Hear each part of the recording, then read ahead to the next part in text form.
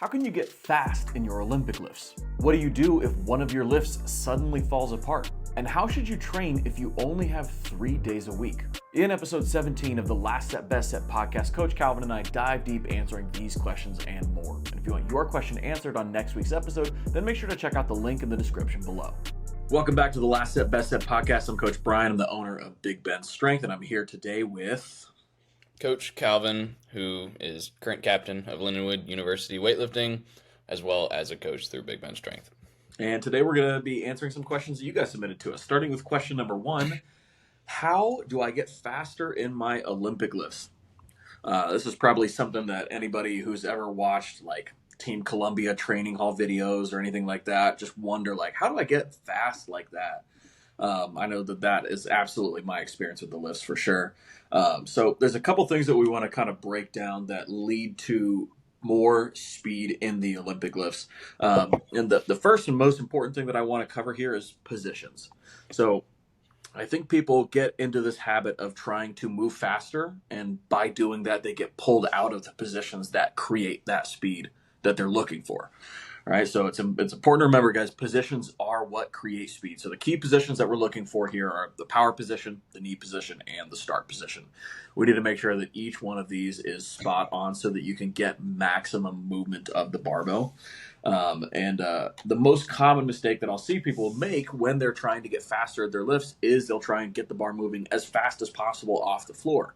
And when that happens, what changes usually is your start position. Usually your hips end up rising too fast, and then you're pulled out of position, and now you can't use your legs as much as you would like to be able to create speed. Right? So that's a pretty big important thing. What are your thoughts on this? Kind of what you said. Like maybe you've seen training hall videos of someone moving really fast. Like maybe it's Team Columbia, maybe it's Team China, whatever your favorite weightlifting team or weightlifting athlete is. They move fast. Like, we can't deny that, right? They are moving some really heavy weight really fast. But, just like you said, they have to hit those positions first. I would rather someone emulate a professional athlete, a really good athlete, high-level weightlifter's positions than I would their speed. Yeah. Because what happens is you try and do the speed first, and you lose all the positions.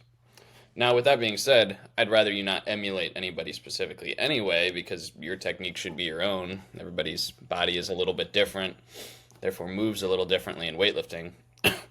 But yeah, when it comes to trying to be super fast, this is a mistake, and you usually lends yourself to some pretty poor technical errors. Now, there's one situation where I really do recommend trying to be super fast, and that's in the squatting movements. Mm-hmm. Yeah. Now, again, this is with good positions, but most people seem to get that in squats. Like, they seem to understand that, your hips shouldn't just shoot up crazy fast like in the squat. So that's one situation where I think trying to be fast has some really good application. What about you, Brian? Is there any situation? I really do like that, actually. Like the in squats, I think the big benefit of making sure that you are trying to move as fast as possible in your squats is that squats are just a simpler movement all around than the Olympic lifts are. And so you can learn how to get your body to try and move fast, like moving with maximum intent in a squat, and learn that skill in the squat. And you're able to kind of carry that over into your other lifts a little bit easier without sacrificing your positions, right? It's always still going to be make sure that you are hitting and keeping your positions. But learning how to move fast on exercises like a squat can have a good carryover to your Olympic lifts, where you still have to try to learn how to create speed, but not at the expense of the position. So it's a balance, right? We have to try to move as fast as possible, but we have to make sure that we are not moving so fast that we lose our positions and then we lose our speed. That's kind of tricky. Another thing to keep in mind here is that sometimes it's not so much speed that you need to figure out how to move faster. A lot of the time what you need to do is learn how to accelerate and how to get faster, right? So it's not how to be fast, it's how to get faster. The biggest mistake people tend to make in their lifts is starting too quickly, starting too fast. So the tempo of a max effort lift performed by a well-trained lifter should start fast and get faster. And as beginners, a lot of the time, you you tend to try to start fast, but then you get slower as you pull because you're starting too quickly. So make sure that you're starting with some control so that you can hit all your positions, so that you can build speed, so that you can finish the extension fast, so that you can get under faster, right? All of it builds on itself, and it's not about starting with maximum speed. I will say, like, just to kind of, I think, clarifying where those zones are happening of the fastest, I think can be pretty helpful because some people think, oh, fastest, that's the extension, the triple Mm-hmm. extension that Mm-hmm. people like to talk about a lot. Actually, the fastest part of the lift is going to be the turnover. So that's the rhythm of the movement. That's kind of how it should feel. Uh, and that fast portion, we could think about as really more around the knee, starting around the knee. Because from the floor to the knee, it's all about positions. It's all about just maintaining positions, going smooth and controlled. The speed Mm-hmm. doesn't really matter at all. It matters that you start going faster above your knee, or you start going fast above your knee, then faster as you're going through the hip and extending, and then fastest is when you're turning over, either in the clean or in the snatch, right? Or in the jerk. It's all the same there. That fastest portion is the turnover. Of course, with good positions. If you're way behind the bar, how are you going to turn over fast? You got to get Right. your shoulder all the way from back here, all the way back here. You can't do the timing right. That's why positions always come first.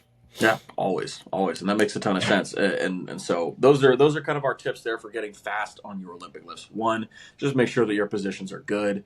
Two, learn how to accelerate and build speed as you go through the lift. And then three, you can learn how to create speed in some of your other exercises as well, especially simpler ones like the squat. And then I know that there was something else that you wanted to cover on this. What else are you thinking about here? Yeah, so this is something that's come up in my training, or not in the gym that I train at in the past week or so.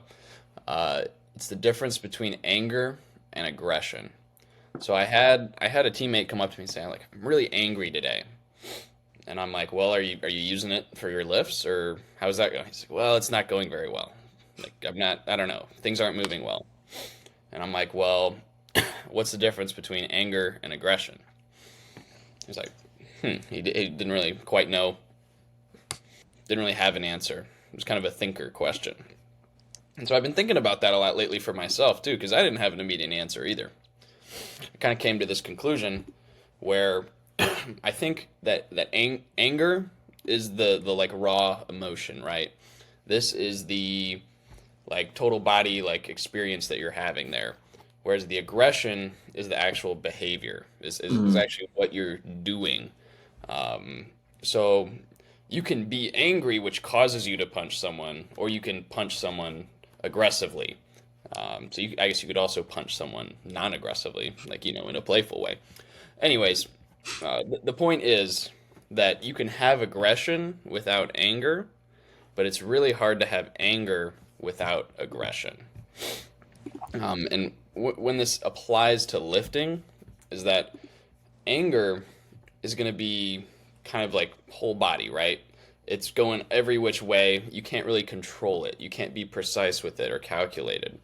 Uh, so maybe you're trying to rip the bar off the floor and you're losing all your positions, like we were talking about earlier. And that's obviously going to lead to much poorer weightlifting performance, a sport where you need to be technical and precise. Whereas you could be really aggressive in your extension and your turnover, which could be really good, but trying not to be angry at the bar while still using aggression is a total big skill that I think applies a lot in weightlifting because you have to really put in a lot of effort to lift a heavy bar in weightlifting. yeah, and I find that a lot of people they tend to be in kind of one of two camps. Like they either need to learn how to get more aggressive in their training, or they need to learn how to be less angry in their training, so that they can kind of use the aggression but not the anger.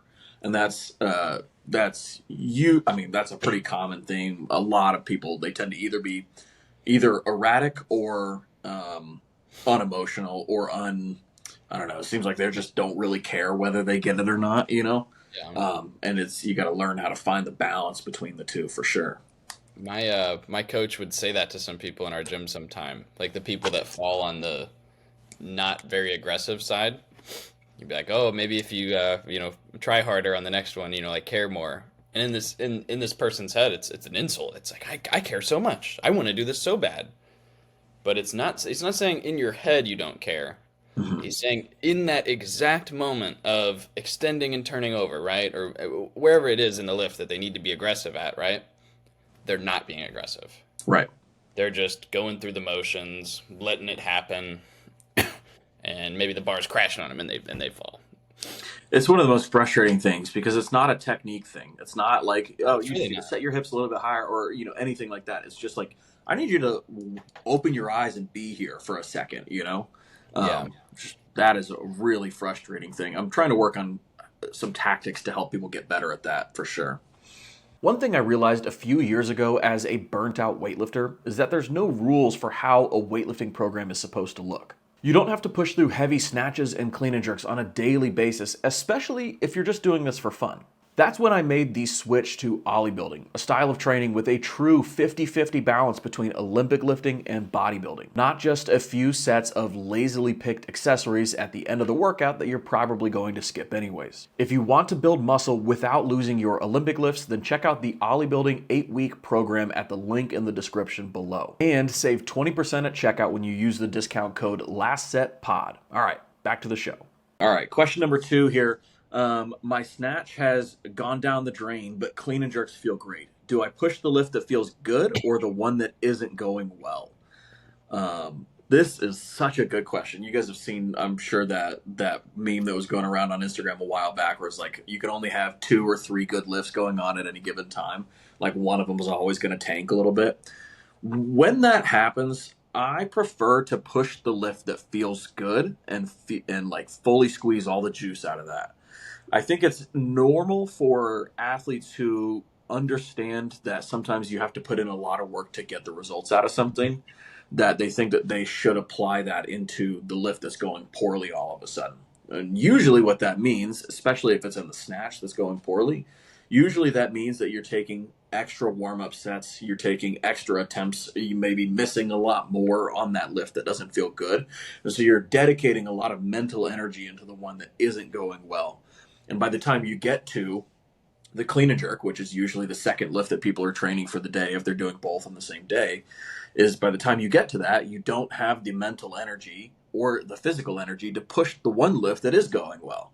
And so suddenly you can take an opportunity, which is you have one lift going really, really well. Take advantage of that push. Like when it's easy, go hard. That you suddenly ruin that opportunity by focusing on the wrong thing. Right. So in my opinion, that is how I approach it. You have one lift going badly and one lift going really well. Push the lift that is going well until it stops working. And then usually it's going to just flip flop over to the other lift. And you don't really have much control over when that happens. It just, as long as you're doing the work, that's the most important thing. What are your thoughts on this? Yeah, I'd say I agree. You're gonna have times where snatch is moving better or clean and jerks moving better. Uh, just accept that that's okay and be happy about the one that's moving good because the other one's going to catch up eventually. Yeah. Like I'll go through periods where I make, maybe even tens of kilos of progress on one lift where the other lift is lagging behind. But training's not meant to be all at once and every single. You're not bringing up every category at once. Yeah. You can only bring up certain ones at a specific time. I'd say it's really important to not be emotional with your training. If you're following a well-balanced program, everything else is going to balance out over time. Use Mm-hmm. kind of those technique and variation days where you're not pushing the main movements to target those weaknesses.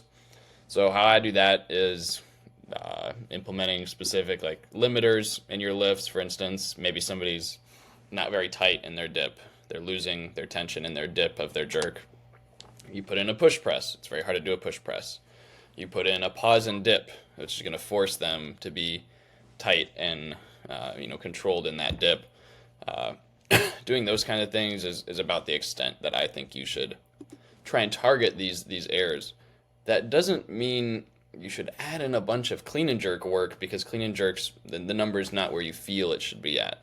Hmm. Now, this is really important. There's no number you deserve to be at or should be at. There's only where you are right now and what you're doing every day to get better. I'd say that's one of the most important training concepts that I bring to my training. Nobody's telling you, you should be at this number. You shouldn't be telling yourself that either. I don't care Hmm. what you hit at your last competition. I don't care, what you opened with at nationals a year ago.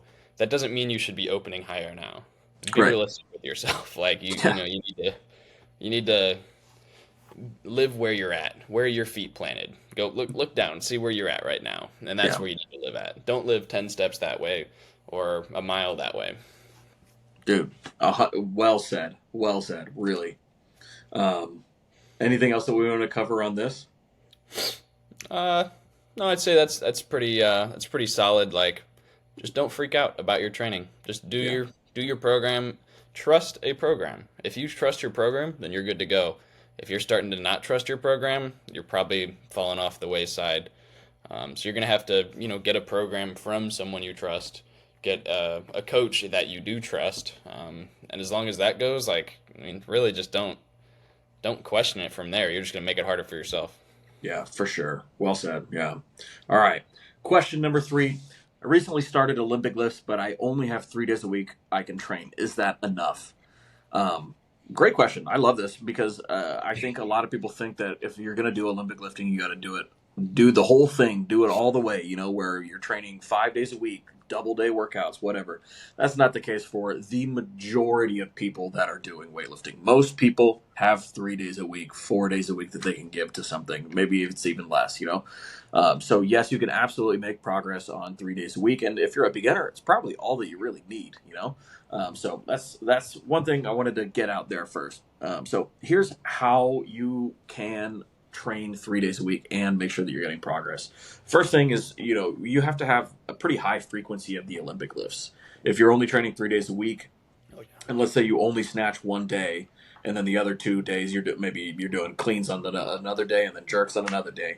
Especially as a beginner, that means that pretty much every week you're having to relearn the lift, and that is way too much, way too slow of a progression for what you can get for just increasing the frequency of the lift. So I like to train the snatch and the clean and jerk at least twice a week, if not 3 times a week. So on a 3 day a week split, I'm usually going to do something like this.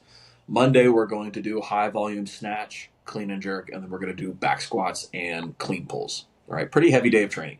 Wednesday, we're going to do power snatch, power clean, maybe some kind of pull, but more than likely, we're just going to do a pressing exercise, like a strict press, push press, bench press even. And then day 3, we're going to do our heavy snatch, heavy clean and jerks. We're going to do snatch pulls, and we're going to do front squats.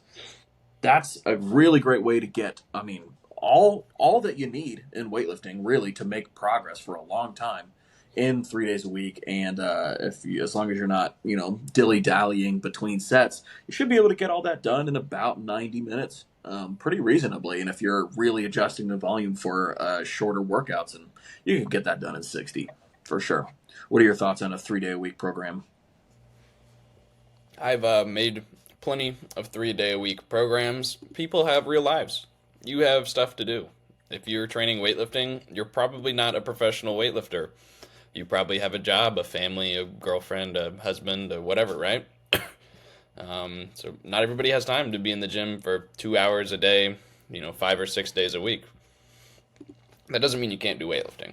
Yeah, So 100%. everything Brian said, I'm totally in agreement with. 3 times a week is also plenty to learn for someone who is new to the sport.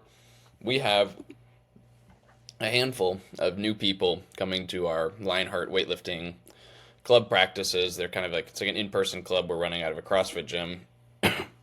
And something I've noticed with them, though, is that they'll try and really perfect one movement over and over. You give them some technical cues, things to work on.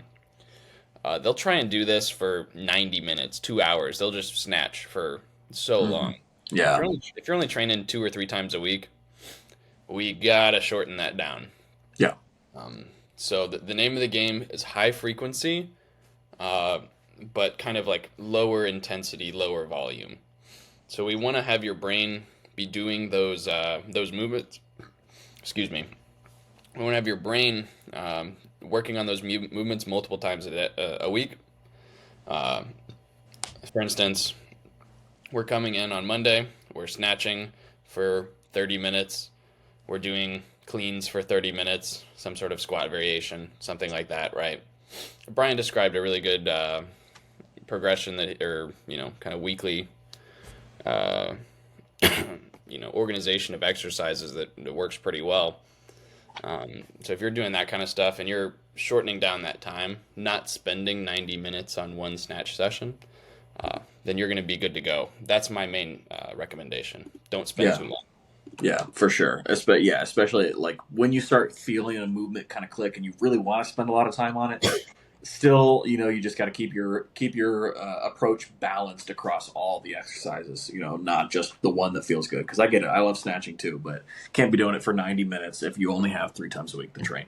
I've written a lot of programs over the last 11 years as a weightlifting coach, and the biggest mistake that I see weightlifters make is not getting their reps in. At the end of the day, weightlifting is half strength and half skill, and the only way to get skilled at the snatch and clean and jerk is to get your reps in. Now, everyone knows volume isn't fun. Triples on the clean and jerk are about as fun as a funeral. But if you want to get good at this sport, it's not about doing what's fun, it's about doing what works. That's why I call my newest program Welcome to Hell. The Welcome to Hell program is designed for lifters who are willing to do whatever it takes to get better. This isn't the program you want to do, this is the program you need to do. So if you want to get good, then check out the program at the link in the description below and use code LASTSETPOD at checkout to save 20% on the program. All right, back to the show.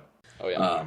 All right, let's go into question number 4, which is my low back gets really tight on heavy jerks. Is that normal? Um, so my first assumption would be that there's probably something going on in your split position that is overextending your lower back. Most of the time, you're not going to really have any lower back issues in the jerk otherwise, and it's usually in the overhead position. So make sure, one, that you've got your back leg is bent, right? You need to have a bend in your back knee. When your back leg is straight, it's going to basically push your hips forward, and that's going to overextend your lower back more.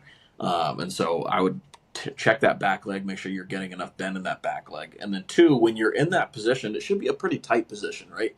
So you should be able to keep your abs engaged and your glutes engaged in that split position. If you're overextended, you're not going to be able to do one or the other, right? So I would say practice this in your warm up. Just do some empty jerks or jerk footwork and practice finding that tight core and tight butt position in the split. See how that feels. Now, if you don't seem to have an issue with, or let's say it's not a position issue, but it's a mobility issue that's causing you to not be able to get good positions. Most commonly, that's going to be something like limited range of motion at the shoulder or T-spine or mid-back somewhere, right? So if you can't get your arms behind your head without starting to overextend your back to compensate for that, then we're going to have to work on some upper back mobility somewhere. So one that I found that works pretty well is a pause pullover. And I go over this in the accessories 101 guide or the mobility 101 guide. So you guys can check that out. It's a free guide for you guys for mobility for the Olympic lifts. It's linked down in the description below. But basically, you'll lay down on a bench, and this is actually really important. You want to try and keep your low back pressed down into the bench as you reach with straight arms all the way back and see how far you can go without your back coming off the bench. That's how you get a specific style of pullover that carries over to your mobility and specifically for the jerk. So that would be one thing I would recommend there. What are your thoughts on this? Yeah, I've basically seen, I think, 2 scenarios where people are really feeling their low back and jerks. The first one is what you described. I've dealt with it a little bit in the past as well. I call it like kickstand leg, Yeah. like the kickstand of a bike, where you're just kind of planning and pushing really hard. Right. Where that shouldn't really be the feeling of the back leg and the jerk. It should be more of a downwards focus. That knee's pushing down, back knee down, not Mm-hmm. back knee back. Right. Um, and that'll kind of lead to a lot better results. like you said, could be caused by a mobility thing. But the second scenario that I've seen people like deal with low back pain is actually in the jerk dip. This is kind of a rare one. I've only seen a couple people deal with this, but it's mainly comes down to bracing and not knowing how to brace. Hmm. So if you're just sending it with like very little brace, that can definitely cause some pain. This kind of applies to all your movements, though. It comes down to squatting, snatching, cleaning, everything. But for some people, it seems to specifically bother them in the jerk dip. Um, I guess because of the biomechanics of that movement. When you're not braced, it can really kind of crunch your core um, and kind of have its way with your lower back. So that's one other scenario that I've seen. So looking up some videos on how to brace properly, thinking about that 360 brace, not just tightening your abs in the front, but tightening on the side, pushing out to create pressure on every side, could really help a lot. And that way, when you catch as well, you're going to be able to feel that core tightness and that glute tightness that Brian was describing just earlier. That's Yeah. my thoughts on that. Yeah. So I'd give those a try. Let us know if that helps you. We're going to go ahead and go to question number 5 here. What are your top 3 snatch complexes? I thought this was a fun question, so I kind of want to go back and forth on these. So I would say that my first snatch complex that I really like, and we've done this a lot on the OlyStrong team program. It's also on the bulk of the OlyStrong, the Building 2.0 program as well, is a low hang snatch plus a snatch. A low hang or floating. Some people call it a floating snatch as well, where we are going to pull the bar up all the way up to our hips, then lower the bar down all the way until it barely touches the ground or is 1 inch above, and then perform a snatch, and then follow that up with a snatch from the floor.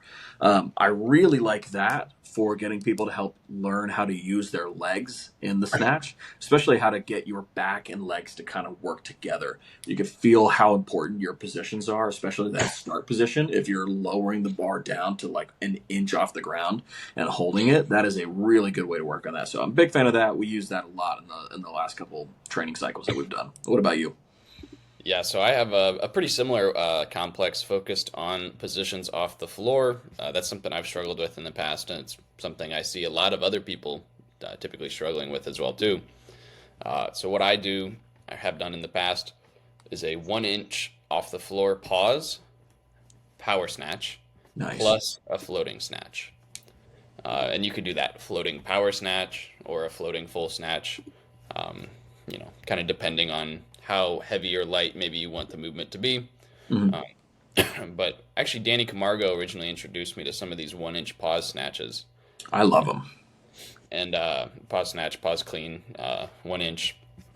And those were really helpful at getting my floor position to feel better, as well as a floating snatch is always a great option, as long as you can apply it to the full snatch as well. Yeah. I mean, that's the only thing that matters, right? And that's kind of the theme for all of my complexes here is that we've got a variation followed by the competition lift.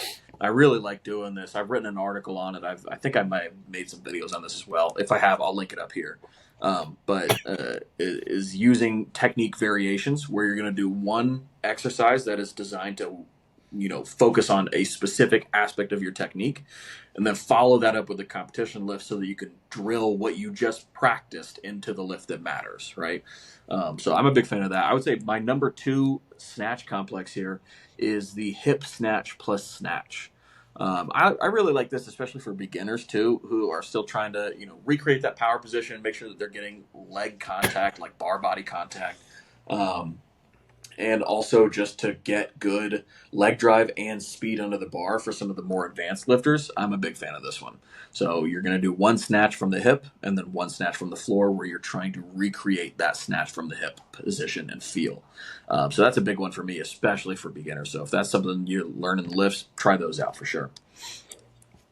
Yeah, my number 2 is also going to be from the hip position starting out. So I have a hip power plus a hang power. The focus on this is, for me, at least when I've used it, is on your positions during the extension and during turnover. So this is a great one if people are getting really far behind the bar. Uh, doing a hip movement, I feel like lends itself. You can't get as far behind the bar and be as successful. Now, some Mm. people will sort of launch it off their hips in this way where they can cheat the movement, but being honest with yourself in it usually lends to good results. So I really like the hip power plus hang power as using the power variations. I just like quite a bit on those off days. Mm. For the kind of athlete that I am, power variations are always really good for me.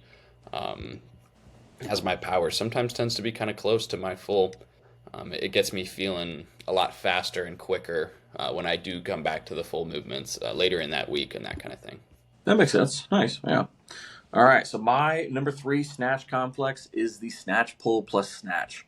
I especially like this with a snatch high pull for people who either put a little too much forward hip drive into the bar or something like that, or they're just kind of getting lazy with their arms after they extend. I really like the snatch pull plus snatch for helping lifters who struggle with keeping the bar close. That's one that I'm a big fan of. This is also kind of a good way to just get extra reps and practice of pulling technique in.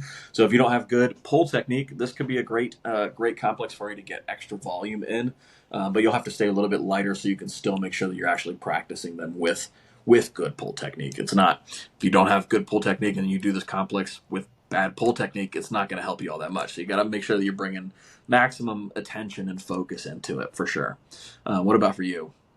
For me, I also have a very similar one, but I'm using the Panda Pull plus Power Snatch. So what this is focused on when I use it, and now I will say for the Panda Pull, I don't like to use this with as many beginner or sort of early or intermediate lifters as it's so easy to do wrong and Yeah. not focus on the thing, especially if I'm doing online coaching. This is a hard one to coach. Yeah, I've seen some rough panda pulls. Yeah, you can kind of just flail around and call it a panda pull at this point. It's really hard to coach the panda pull when you're not right there to show someone. Yeah. Now, what the panda pull is for is emphasizing a full extension and the proper timing of the pull under. The big thing to focus on here is the like pow pow sound. So now you'll hear people do panda pulls, and you might hear like bum bum, like a longer like delay between the first heel hitting and then the second uh, time the heel hits the ground. Uh, what we want is a bum bum, a real Hmm. quick, hitting of the heels back onto the floor. And so you'll hear this in the snatch as well. It's kind of the same timing you want to hear when the bar comes off your hips and then the feet and hands land. Right. So you'll hear people extend, and if it's like pow pow, you know that's not as good of a snatch as the bum bum, the Right. really fast one. So Yeah. this, Like you can almost like I've had lifts where I've like not even seen it, but I've heard it, and I'm like I know that was a good lift. yeah, exactly, and that happens quite a bit. Um, and so that's one. This is one that sound is big on, and I like following it up with the power snatch because the power snatch especially lends itself to that quick turnover that you're kind of working on there. That bum bum. So that's the Mhm. main cue I use there is like a sound based cue. Nice. Sweet. One of the most frustrating parts about weightlifting is balancing the focus between strength and technique. Here's the thing, you can have the best technique in the world, but if you can't squat 225 or 315, you'll never be able to clean and jerk it because you're simply not strong enough. That's why I created my new program, The Classic. The Classic is a 16-week squat-focused Olympic weightlifting program designed to first set PRs in the back squat, front squat, pull, and press before taking this new strength and turning it into PRs in the snatch and clean and jerk. It's the most tested program I have, with hundreds of lifters having tested it out over the last 3 years. And as a thank you to our podcast listeners, you can save 20% on the program by using the code LASTSETPOD at checkout at the link in the description below. Cool. All right, so we're going to go into question number 6, which is a kind of a newer segment that we've never really tried before, but we're going to do this. It's overrated versus underrated. So we're going to trade back and forth with a topic in weightlifting, training, programming, something like that. And we'll ask each other whether we think it's overrated or underrated, and then we're going to have to defend our stance here. So I'm going to go ahead and ask you, squat every day, overrated or underrated? Way overrated. Don't do it. Yeah, as somebody who's done it twice, I can also say overrated. Don't do it. Oh yeah, yeah. I would not recommend squatting every day. Um, there's just no reason to. Um, it might get your squat higher, but it's probably not gonna get it higher in the way we necessarily want it to.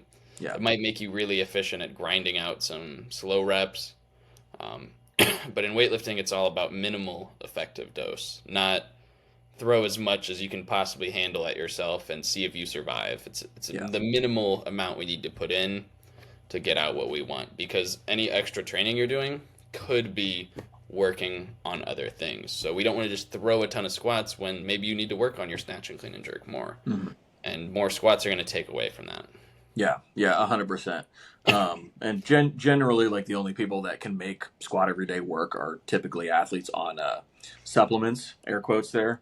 I would not recommend it, honestly, especially if you're doing it like true to form, where originally it was like you have to do a max squat of some variation every training session. Um, it's you can't. You're not going to get the benefits that you think that you're going to get. You might see an uptick in your max, but then that drop off is so quick because you didn't actually build up any muscle mass really or any new strength. You just kind of got good at the movement. You got better at like you improve your skill, but you didn't actually like make any changes to your body. So I would say underrated as well. What do you have for me? So my first overrated underrated is stretching. I kind of want to hear what you have to say first, Brian. I think stretching is underrated. Okay. I think now I mean there's different types of stretching, so hold back. But I think people over optimize, and so there is definitely decreases in some strength with long static stretching before training. Yeah. But for the most part, most people who need to stretch for training can't achieve the positions that they need to for the Olympic lifts anyway. So you have a decrease in training if you don't stretch, and you've got a decrease in training if you do. So to me, I would say like it makes much more sense to do the stretches that you need to do to be able to actually train correctly, and then get better at that movement so that you don't have to do long static stretching beforehand to get into position, and then you won't see that performance drop off. So I would say that it's underrated. I also think that people just are kind of lazy about their stretching and don't really do much. And so I like to at least have 1 to 3 dynamic stretches that you can kind of go to that will help improve your mobility in some way and get you warm and get you ready. That isn't necessarily going to be all that taxing, but I definitely see like I'm already seeing improvements in my own training just from adding in a little bit of stretching after each workout and before each workout. Yeah. I'll actually come in here and for stretching, I would say overrated, but that's based on what the kind of the public perception of stretching is. Okay. I think way too often it's used to say, "Oh, you got injured. Well, you need to stretch more." Like that Very that true. that seems to be like the main sort of public eye perception of what stretching is for. Dude, Um, maybe I'm in too deep. yeah, and I mean, I would say yes, of course, stretching is valuable when you are using it for what it is.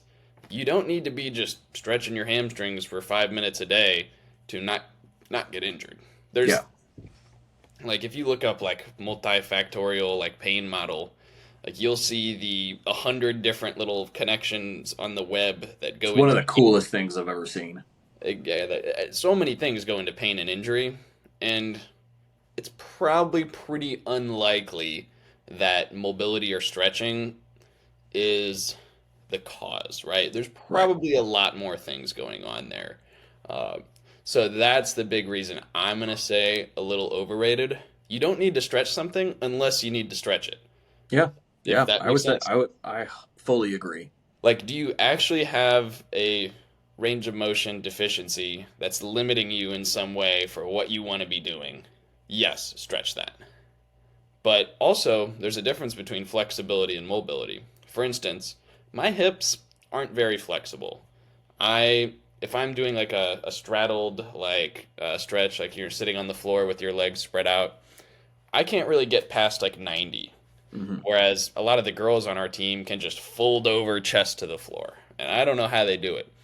Um, but you put a weight on our back, you put us in the bottom of a squat, we look about the same. Yeah. So, Yeah. uh, maybe with no weight, I can't get into the position I really need to get into, but the mobility, the active range of motion when I have the weight on there, my squat looks great. It's a good depth. My ankles get plenty over my toes. My hips are good in the squat. I don't need to really put a lot of effort into focusing on that. Fully agreed. Fully agreed. All right. I think that settles it there. Overrated and underrated. Um, okay. Let's go. Next one. I'm going to go with deadlifts for weightlifting. Overrated or underrated? I would say underrated. Now, I think a lot of people would disagree with this. A lot of other weightlifting coaches would say uh, the deadlift is maybe pointless. Now, I will, clarify clean deadlifts, like focusing on with the clean Right. position. Uh, Now, what I'll say is that it's just like squatting. If you can't clean deadlift it, you're never going to clean it. So if you can't clean deadlift something with good positions, like yeah, you're not gonna be able to clean it. And so many beginners and intermediates just need to build strength in the Hmm. squats and the pulls in that position. Now, in Olympic lifting, we do get a lot of exposure to pulling off the floor submaximally. Hmm. So we're getting a lot of chances to practice your pulling technique. Yeah. So this should really be used as a strength builder, like once a week, maybe not even through the whole training year. So 7 or 8 months out of the year, you're doing it once a week to try and build up the strength on that because you're going to need a pretty high clean deadlift. Look at any very good weightlifter, and they can clean deadlift a lot. I'm telling you, anybody that's cleaning over 200 kilos can clean deadlift 280 or more. So if you wanna be cleaning like 200 kilos, like you're gonna have to get that. I mean, maybe it's only 260, but if you can squeeze that by with your efficiency, then yeah, that's great. But if you're only clean deadlifting 210, 220 kilos, you're not going to be cleaning 200. I'll tell you Yeah. that. Geez, like unless you're on Team Iran, they pull real slow. I don't know. Yeah. But I mean, they're fast though. Yeah, But yeah, I mean, for the most part, like, yeah, I fully agree. I do think they're underrated as well. And the way that I kind of think about it, maybe it's just weightlifters tend to focus too much on speed in particular. But you have to build a base of raw strength to then be able to improve the speed of some of those lower numbers. And I think maybe sometimes people tend to focus too much on just moving things as fast as possible. You also still have to have some of that just raw strength, especially the more of a beginner you are, in my opinion. yeah, That's kind of my approach. Is like I want to have some heavy, slow lifts that are just going to be a little bit grindy, but then I want to make sure that's not the majority of my lifts and that the rest of them are going to be as much as possible. I'll focus on speed and positions and everything. So that's kind of my thoughts on that for sure. I like that. What do you got for me? So my second overrated underrated is going to be ice baths. What do you think? I I don't know. I think that they're overrated. I'm going to go ahead and say overrated. I think that they're overrated. Only because I think that people talk about them as if they're like this magic bullet that just fixes everything. And they're gonna improve your recovery. You're gonna build muscle 10 times as fast. You're also not gonna be sad anymore. And I don't know, maybe you could swim in the Arctic. Like, I just don't think that they're as beneficial as people talk them up to be. But I do like them. I find like I do feel better when I do them. But I don't think that they're this magic thing. They just happen to be something that's very hot and topical right now because, frankly, there's just a really good affiliate marketing scheme behind selling them. Right? They're easy to sell. It's easy to sell somebody on like all you got to do is just do this one thing for a minute a day, and everything in your life's gonna get better. I think that that's really the reason that they're so popular right now, more than anything else. And they're just kind of like they've made their way into the like alpha influencer realm, and that is kind of annoying for me. But it's all right. I What are your think thoughts? yeah, I think just kind of the fact that it's like hard like so something you don't want to do Yeah, really makes it like good viral marketing because you see someone in a bath of ice and yeah, that's like pretty hardcore. That's some David Goggins stuff. right. But kind of in the same way that you probably shouldn't emulate David Goggins training, you probably shouldn't feel like you need to ice bath all the time. It's probably a little overkill. So Well, yeah, and I think so many people see that and they use that. They buy the ice bath to have, and then they use it maybe a few times and then just never use it after that, or never they forget to clean it one time and then they're like, just whatever. um, I think it's more likely that all these like influencers are selling you on the one hard, the doing the hard thing, and then you buy it, and then nobody actually uses it. And the only people that benefit are the ice bath affiliates and salesmen. yeah. And as far as like this is something I talked to a few of my teammates about. On our rest days, they would come and do ice baths. So on our Wednesday rest day, they would go into the trainer's room, set up an ice bath. But this is on like a base week. This is not even on a very heavy week. Right. And kind of the purpose of an ice bath, like think of it like another form of like ibuprofen almost. Like it's going to reduce a lot of this inflammation, the systemic inflammation, and kind of targeted acute inflammation, like in the muscle, uh, in the tendon, in order to promote higher performance after that. So obviously not immediately after. For instance, a great use of an ice bath would be we have Friday night practices from about 3 to 6 p.m., really heavy. Great use of an ice bath would be taking an ice bath immediately after that Friday night practice um, for the Saturday morning practice that's coming the next day. Hmm. This will kind of kickstart the body's temperature, core temperature down much lower, so that your body doesn't have to do all this work to get you back into the sort of rest and digest state. Um, Hmm. and then you'll be ready to go kind of in that Saturday morning because your body will have that less inflammation. It promotes that performance like the next day. But Yeah. if you're using it on a week where you're not even going that heavy, you're just kind of like doing it because you think it's good. That's kind of not the purpose. Yeah. It has its place, but like a great example too would be if you were in like a field sport and you had a tournament where you had to play 3 games one day, 2 games the next day. Like would be great to use an ice bath after that first day of the tournament. Hmm. So that's kind of the application where I see it. I don't even do it though. I would. It's like such a mentally draining activity to me. It's like causing fatigue in my brain just to mentally prepare and get in this ice bath and then be like freezing and shivering and stuff. Yeah. Yeah. Yeah. All right. Let's go ahead and do one more of these for today, and we'll go ahead and wrap the podcast up. Last one here is Big Friday. Overrated, underrated? I mean, it's a lot of hype around Big Friday, but it's still got to be underrated. I think it's still underrated. It's just there's nothing that's better than like getting a full team together for Big Friday where everybody's excited to go heavy and everybody is just pushing each other, especially when everybody is PRing and having a great day. I genuinely no better feeling in weightlifting. I think it's better than competitions. I love Big Friday. It is my absolute favorite. I'm a huge fan. I was thinking about this a lot because I've actually been making. If you guys have seen my YouTube videos, the Big Friday Road to Nationals series I've been doing, be sure to go check those out on my channel at Calvin Lackey 81 kg.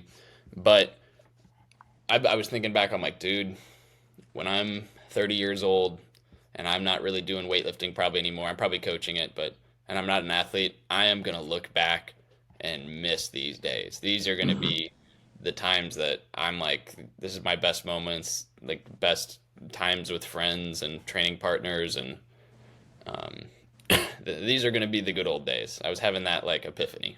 It was crazy. Big Friday is huge. Big Friday will always be underrated. Yeah, and so I think with that, we're going to go ahead and leave it there for today. Guys, Calvin, where can people find you? At Calvin Lackey, 81 kg. And you guys can find me at Big Bend Strength on everything. We'll catch you guys next week. And if you guys have questions that you guys want to submit to us, make sure to submit them at the link in the description below.